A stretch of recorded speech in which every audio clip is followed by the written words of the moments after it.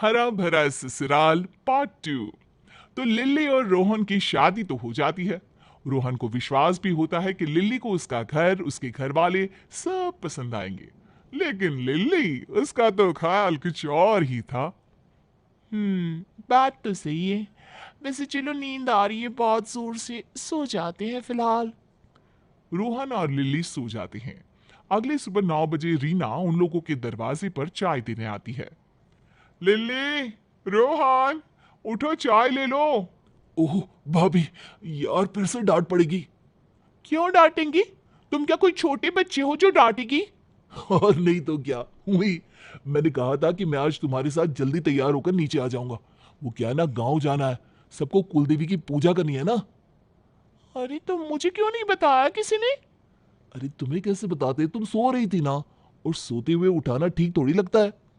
Lillie जल्दी से तैयार होकर रोहन के साथ नीचे आती है, जहां सब पहले से ही तैयार होते हैं। सॉरी, वो आंख नहीं खुली। हाँ, अब तुझे क्या डर है? तुझे बचाने वाली जो आ गई है, अब माँ की जरूरत कहाँ है ना? नहीं नहीं माँ, वो क्या है ना कि अरे मजाक कर रही हूँ। लिली बेटा, हम लोगों को गांव जाना है। कल ही जाना था लेकिन तुम थक गई थी, इसलिए नहीं कहा। चलो अब निकलते हैं। सभी गाड़ी में बैठकर गांव जाते हैं, जहां सब लिली का स्वागत करते हैं। औरतों के साथ लिली अलग कमरे में बैठी होती है कि लिली, कुछ चाहिए क्या? परेशान सी लग रही हो। हाँ, आजादी है क्या? सीमा हैरान हो जाती है कि ये लिली क्या बोल रही है, किससे आजादी चाहिए। वो लिली की ओर देख रही होती है कि लिली बात को संभाल लेती है। मतलब इन कपड़ों से। वो क्या है ना, आदत नहीं है ना ये साड़ी वाड़ी की, और इतनी गर्मी है सो अलग। अरे हाँ, रुको, मैं तुम्हें सूट या मैक्सी देती हूँ। कमरे में वैसे भी कोई नहीं आता, पूजा हो गई है। गांव में तुम लोगों की शादी का भोज है तो उसके बाद ही चलेंगे। तब तक तुम ये कॉटन का गाउन पहनकर कंफर्टेबल हो जाओ। लेकिन याद रखना बाहर आना, क्योंकि यहाँ ना ये सब नहीं चलता। लिली को तो बस बहाना मिल जाता है। सीमा जैसे ही काम संभालने बाहर जाती है, लिली गाउन पहनकर बाहर चली जाती है, जहां गांव के सारे पुरुषों के बीच उसका पति भी बैठा होता है। रोहन, ए रोहन, अंदर आओ। सभी नई नवेली बहू का ये रूप देखकर हैरान, परेशान और न जाने क्या क्या हो जाते हैं कि भाई ये क्या, गांव में ऐसे रूप में कोई नई दुल्हन तो नहीं देखी कभी। बहू, अंदर चलो। ये कपड़ा किसने दिया तुम्हें? सर पर पल्ला नहीं और पति को भी सबके सामने ऐसे नाम से बुला रही हो। चलो अंदर। पति देखता है कि लिली रो रही है। वो पत्नी के लिए परेशान हो जाता है और माँ के साथ वो भी अंदर जाता है। रहने देना माँ, उसे पता नहीं था, ज्यादा मत डांट। माँ हैरान कि कल की बीवी के लिए बेटा उस माँ को बोल रहा है जिसके पीछे वो हमेशा रहता था।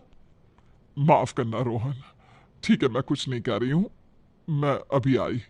माँ वहां से चली जाती है। लिली झूठ मूठ कर रोते हुए रोहन के गले लग जाती है। मुझे क्या पता था कि ये पहनकर बाहर नहीं जाना है। भाभी ने ये ड्रेस दी, बोला पहन लो तो पहन ली। मैं भी साड़ी पहन लेती हूँ, कौन इतनी डांट खाएगा? अरे नहीं नहीं, ऐसा नहीं है, यही पहनी रहो। वो कहना, ये गांव है, यहाँ ये सब ठीक नहीं लगता। बाकी कोई बात नहीं है, माँ से गलती हो गई, मैं उनकी ओर से सॉरी बोलता हूँ। सॉरी, माफ कर दो। तो लिल्ली की पहली चाल तो कामयाब रही। माँ के लिए बेटे के मन में थोड़ा सा ही सही लेकिन जहर तो भर ही दिया। रोहन लिल्ली को मना फुसलाकर वहां से चला जाता है। उसके जाने के बाद लिल्ली अपनी माँ को फोन करती है और सारी बात बता देती है। वेरी गुड बेटा, ऐसे ही लगे रहो। एक बार में जोड़ तोड़ना मुश्किल है, धीरे धीरे ब्लेड चलाती रहे। देखना कैसे तेरा पति सिर्फ तेरे नाम की माला जपेगा। एक ना एक दिन तो तू घर तोड़ कर ही रहेगी। बस माँ, तेरा ही आशीर्वाद है। माँ, आज तो मजा ही आ गया। वैसे माँ, ये रीना भाभी भी ना सास बनने की कोशिश करती रहती है। रोहन का इतना ख्याल रखती है जैसे माँ हो उनकी। अरे कोई भाभी माँ नहीं होती। और हाँ, जल्दी से दूसरा घर भी देखती रहे, न जाने किस दिन तुझे निकाल दे, फिर रास्ते में तो नहीं रहेगी ना तू। क्या माँ, अभी वो दिन दूर है। लेकिन हाँ, मैं तो रहने से रही इन लोगों के साथ। अच्छा माँ, कोई आ रहा है, फिर बात करती हूँ। लिली की बात भाभी सुन लेती है। क्या हो गया लिली, घबरा सी गई? सब ठीक तो है ना? हाँ, क्यों, कुछ होना था क्या? वैसे भाभी, ये आप ना ज्यादा हर बात में नाक ना ही अड़ाया करिए। ये कोई सूरज बड़जात्या की फिल्म नहीं चल रही है जहां हम सब साथ साथ हैं, समझी? कैसे बोल रही हो लिली? ये तो तुम्हें शादी से पहले ही पता था कि हम सारे साथ ही हैं और हमेशा रहेंगे। लिली रीना की बात पर हंसती है। थे, है, रहेंगे। आप क्या मुझे ग्रामर पढ़ा रही है? हाँ, यहाँ क्या था, क्या है, ये तो ठीक है, लेकिन क्या होगा ये मैं तय करूंगी। और बाहर जाकर बोल दो उस बुढ़िया सास से कि मैं ज्यादा देर यहाँ नहीं रहने वाली। सीमा को लिली पर गुस्सा आ जाता है। वो लिली को डांटने लगती है। शर्म करो, माँ तुम्हारी भी है, कोई उन्हें ऐसे कहे तो मैं उसका मुंह नोच लूंगी।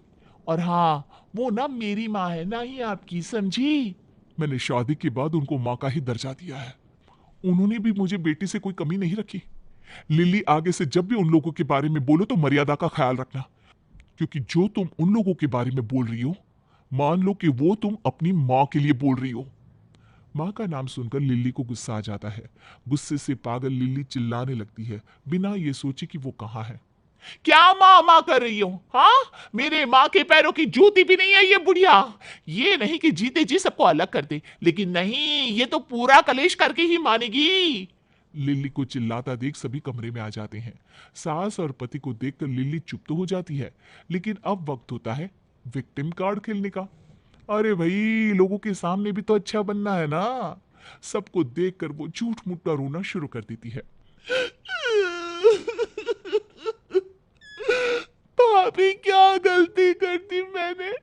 और अगर कर भी दी है तो मुझे बोलिए ना, मेरे माँ बाप को बोलने की क्या जरूरत है?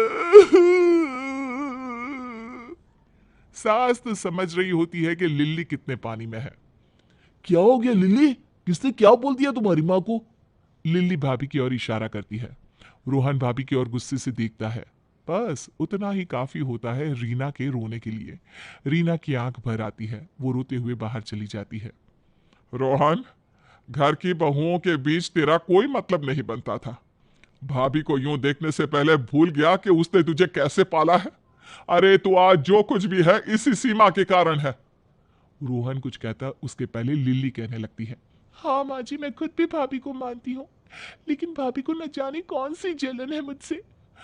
शायद मैं ज्यादा सुंदर हूँ, इसलिए। रहने दे लिली, सीमा का चेहरा कितना प्यारा है वो हम जानते हैं, और वो तन से ही नहीं मन से भी कितनी भोली है। लेकिन तू। सास वहां से चली जाती है। कह रही थी भाभी कि तेरी बुढ़ी माँ ने दिया ही क्या है दहेज में? अरे दहेज में सब तो दे दिया, अब क्या लेकर आओ? क्या चाहिए तुम लोगों को? रोहन लिली को गले लगा लेता है, लेकिन इस बार रोहन की खुद की भी आंख भरी होती है। वो जानता है कि भाभी ने उसके लिए क्या किया है। वो कोस रहा था खुद को कि वो उस कमरे में आया ही क्यों। अब कैसे भाभी के सामने जाएगा? लेकिन वहीं लिली रो रही थी, या यूं कहे तो लिली रोने का नाटक कर रही थी।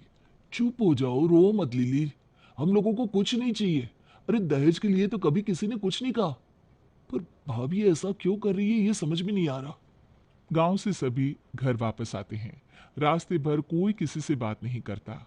एक हंसता खेलता परिवार आज शांत हो जाता है। सीमा की सिसकियां रुक नहीं रही थी। वहीं रोहन भाभी से आंख भी नहीं मिला पा रहा था। क्या ये परिवार फिर वैसे ही खिलखिलाएगा, या लिल्ली लाने वाली है कोई और तूफान? जानने के लिए देखिए हरा भरा ससुराल का पार्ट 3। बाय।